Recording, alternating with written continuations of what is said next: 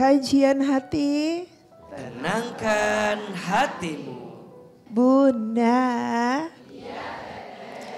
Ada bintang tamu kita lagi ya hari ini. Ada Audi Aulia. Assalamualaikum warahmatullahi wabarakatuh, Ustadz. Waalaikumsalam warahmatullahi wabarakatuh. Perkenalkan saya Audi Aulia, adiknya Ayu Aulia. Rumah tangga saya dirusak oleh anak 20 tahun. Bahkan teganya suami berselingkuh padahal ia baru pulang umroh. Dan waktu itu sudah mendekati malam takbir. Saya melepaskan dia untuk pergi ke Arab sekalian beliau kerja dan pergi umroh. Beliau malah membohongi saya dengan berhubungan dengan seorang perempuan yang berusia 20 tahun. Saya nggak mencari tahu sedikit pun tentang beliau. Bahkan saya tidak mencurigai sedikit pun. Allah yang menunjukkan semuanya ke saya. Satu persatu buktinya ya dimunculkan kepada saya. Beliau mengabari ke saya bahwa beliau pulang umroh itu tanggal 29. Yang dimana seharusnya beliau pulang tanggal 28. Jadi berbohong Ustadz. Padahal pas beliau bilang tanggal 29 aku boarding. Saya menawarkan untuk menjemputnya ke bandara. Tapi beliau malah memilih check-in dengan perempuan itu. Saya memergokin beliau sedang video call bermesraan dengan wanita itu. Dan sempat berebutan HP ya Ustaz.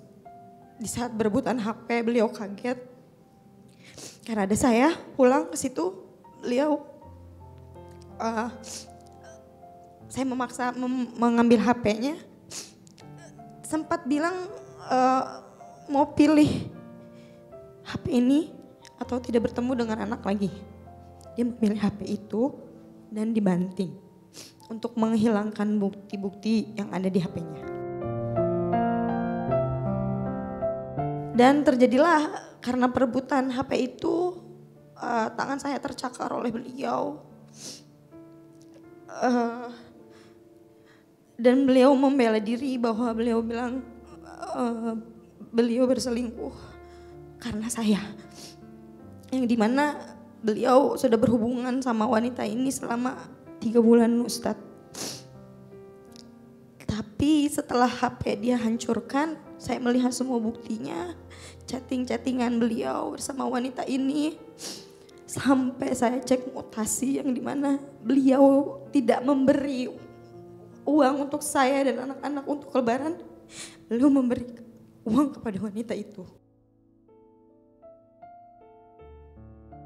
Anak saya ada 2, umur saya masih muda. Rasanya tuh saya sekarang terombang-ambing Ustaz. Saya harus gimana? Jadi pertanyaannya Ustaz, apa hukum suami yang berselingkuh padahal baru saja pulang dari ibadah umroh? Poin pertama. Poin kedua, apakah ibadahnya sah jika setelahnya malah beliau berbuat maksiat? Makasih. Ada beberapa pertanyaan yang tadi beliau tanyakan. Satu tentang perilaku pasangan yang berkhianat atau berselingkuh. Tentu jawabannya adalah dosa besar. Kenapa? Karena dia sudah melakukan satu dosa namanya mohon maaf berzina. Di dalam Al-Quran Allah Subhanahu wa ta'ala berfirman, wala taqrabuz zina innahu kana fahisata wa sa'a sabila. Dan janganlah engkau mendekati zina. Mendekati saja tidak boleh, apalagi berbuatnya. Apalagi sudah punya pasangan. Maka berhati-hati untuk menjaga diri agar jangan sampai kita terjerumus kepada perkara yang nikmatnya sesaat. Kenapa dalam Al-Quran perintah atau larangan tentang berzina itu kalimatnya jangan mendekati zina? Karena dari awal pintunya langsung ditutup. Karena kalau pintu ini dibuka biasanya kesananya akan bertambah dosa-dosa yang lain. Maka dari awal langsung ditutup agar jangan sampai mengakibatkan perkara-perkara kita pada yang lain. Yang kedua, Bagaimana ibadah nih seseorang, dia udah pulang umroh tapi malah berbuat maksiat sepulang itu. Mohon maaf, tidak mabrur ibadah umrohnya. Mabrur itu maknanya kebaikan yang terpancar dengan kebaikan yang lain. Diambil dari akar kata birrun, artinya kebaikan. Mabrur artinya kebaikan yang memancar kebaikan. Jadi kalau ada orang yang bertanya, apakah hajinya mabrur, apakah umrohnya mabrur? Jawabannya, lihat kualitas hidupnya sepulang dari umroh. Apa yang ingin sampaikan, Mbak Audi? Yakin ada hikmah di balik semua rasa sakit yang kamu rasakan. Beruntung Allah melepaskanmu dari orang yang tidak baik untukmu. Rasanya untuk bertahan dengan laki-laki yang pernah menyakiti berkali-kali harusnya bukan jadi opsi. Ketika Mbak Audi memilih untuk pergi adalah jawaban terbaik. Mbak Audi masih dikasih nikmat sama Allah dengan 2 anak yang lucu-lucu. Dengan 2 anak yang baik-baik. Kalau tidak ada kekuatan yang membuatmu melangkah ke depan, cukup anak-anakmu yang jadi kekuatan. Jangan diingat lagi walaupun berat. Ingat sesuatu yang akan Allah siapkan ke depan. Fa inna ma'al usri yusra, inna ma'al usri yusra. Maka sesungguhnya bersama kesulitan pasti ada kemudahan. Mungkin engkau disakiti oleh suamimu, tapi percayalah, boleh jadi anak-anakmu yang akan membahagiakan dirimu di waktu yang akan datang. Jangan hancur lebur karena satu orang yang pernah menyakitimu. Masih ada orang-orang di luar sana, termasuk keluarga besar yang masih mencintai Audi dengan segala kebaikannya. Bismillah, Allah tidak mungkin meletakkan kisah ini kecuali Allah sedang menyiapkan kasihnya kepada kita setelah melewati semua kisah ini. Pelan-pelan sembuh, pelan-pelan pulih. Belajar dari Kak Fairuz dengan segala kebaikan. Kadang memang harus belajar nerima dulu, baru nanti kita tahu hikmah dan jawabannya seperti apa. Trauma aku seumur hidup sih. Ya, karena momennya yang dimana harusnya maaf-maafan, jadi momen tersedih di hidup aku gitu. Ketemu terakhir 2 hari setelah Lebaran, dimana saya habis menemui cewek ini. Jadi saya 2 kali menemui cewek ini. Karena saya butuh pengakuan untuk di pengadilan nanti, bukti pengakuan bahwa memang ya mereka punya hubungan, mereka melakukan hubungan intim, mereka berselingkuh lah intinya. Saya butuh bukti itu, yang dimana di hari pertama saya datengin cowok itu gak terekam kan, karena tersulut emosi. Hari kedua ketemu, saya ketemu lagi karena saya ambil HP.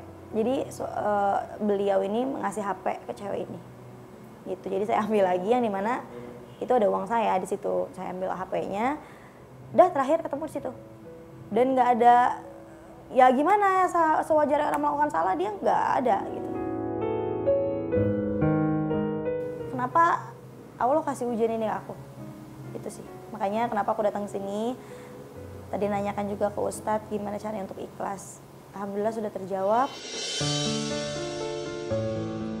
Kajian hati. Ada yang mau nanya lagi nih, ada jamaah kita nih Ustadz. Assalamualaikum warahmatullahi wabarakatuh. Waalaikumsalam warahmatullahi wabarakatuh. Nama saya Sari dari Cilengsi. Sebenarnya ini kejadian sudah 1 tahun yang lalu dan ini mengenai almarhum ibu saya. Pada waktu itu pulang dari rumah saya, kan pulang ke Jawa. Tiba-tiba kena stroke pada waktu mau sholat malam, mau sholat tahajud. Dan disitulah di saat ibu saya pulang dari rumah sakit, kakak saya, aduh ya Allah, mohon maaf, ibu saya ditaruh di panti jompo sama kakak saya. Sebenarnya sih kami semuanya sudah baik-baik saja sebenarnya. Cuman di saat ibu saya sakit, masuk rumah sakit tahun lalu, saya ditelepon dari pihak panti jompo waktu itu.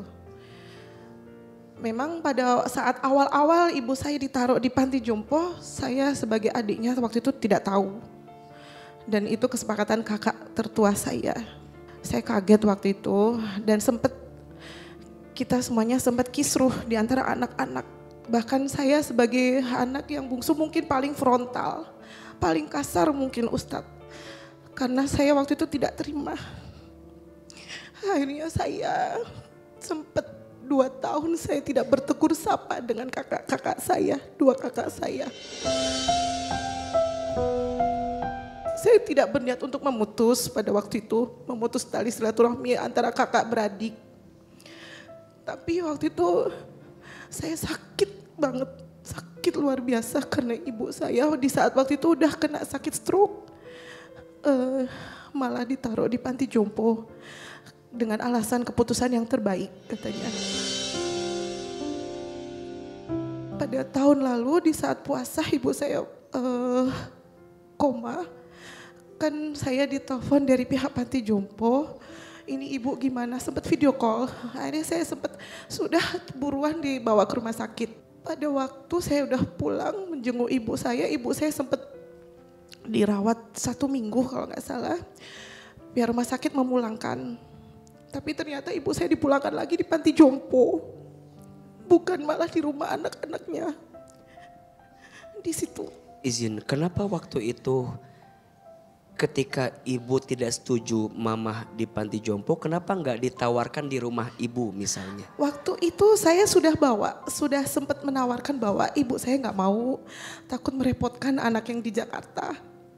Dan pada waktu ibu saya sudah di panti jompo, saya kan tiap lebaran pulang ke Jawa, saya sempat ke panti jompo, saya sudah menawarkan, ayo ikut sama saya. Tapi ibu saya enggak, udah takut ngerepotin, jangan sampai anak-anak ibu ribut semuanya. Saya pengen tanya, pada waktu ibu saya meninggal itu seperti kayak sedih ngelihat wajahnya itu. Karena saya pas datang, kebetulan kakak saya kan waktu itu umroh, memaksa umroh. Pada waktu itu adik ibu saya sudah melarang, jangan berangkat umroh dulu karena ibu kamu kondisinya seperti ini. Tapi kakak saya tetap memaksakan umroh. Nah pada waktu itu memang udah berkali-kali kakak saya sudah umroh. Disitulah saya takut, Ustadz, apakah akan berimbas karena ibu saya meninggal dalam keadaan kayak seperti membawa luka. Karena ibu saya sempat bilang, ibu gak nyangka kalau hari tuanya ibu seperti ini. Itu ngomong saya. Tapi saya bukan bermaksud untuk menyalahkan siapapun Ustadz. Saya tidak mau karena sudah cukup 2 atau 3 tahun kita berkonflik dan tidak saling bertegur sapa. Itu apakah akan membawa imbas, karena setiap kali kita ada kejadian apa kakak saya yang perempuan, ya ini imbas dari kita menelantarkan ibu.